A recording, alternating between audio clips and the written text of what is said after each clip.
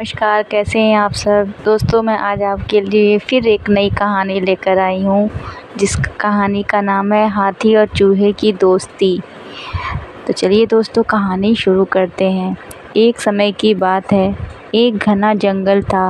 उस जंगल में हाथियों का एक बड़ा झुंड रहता था। वे रोज़ तालाब की ओर पानी पीने जाते थे। तालाब के रास्ते में एक छोटा सा चूहों का गांव भी था।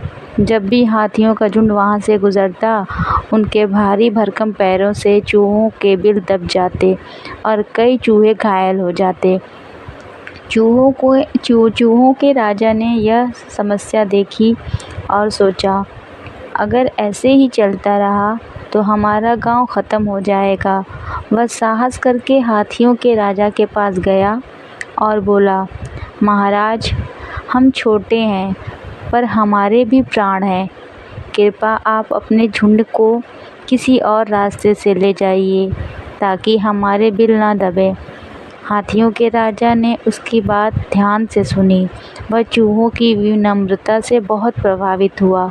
उसने वचन दिया, छोटे मित्र, अब से हमारा झुंड दूसरे रास्ते से जाएगा। चूहों के राजा ने कहा, धन्यवाद महाराज, आपकी यह कृपा हम कभी नहीं भूलेंगे। शायद एक दिन हम भी आपकी मदद कर सकें। हाथी ने हंसते हुए कहा, तुम छोटे चूहे हमारी क्या मदद कर पाओगे। फिर भी दोस्ती में यह ज़रूरी नहीं होता कि कौन बड़ा और कौन छोटा है। दोनों ने हाथ मिलाया और फिर हाथियों ने रास्ता बदल लिया। कुछ महीने बीते। एक दिन जंगल में शिकारी आए। उन्होंने बड़े बड़े गड्ढे खोदकर उनमें जाल बिछा दिए। पानी पीने जाते समय हाथियों का झुंड उन गड्ढों में गिर गया।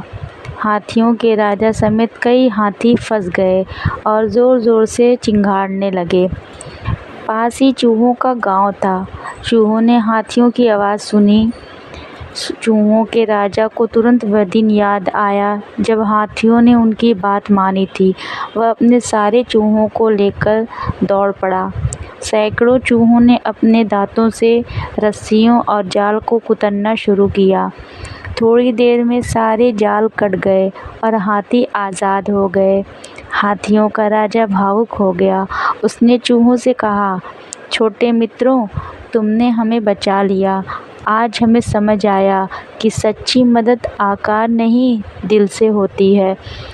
उस दिन के बाद से हाथी और चूहे गहरे मित्र बन गए। वे एक दूसरे की मदद करते और जंगल में शांति से रहते।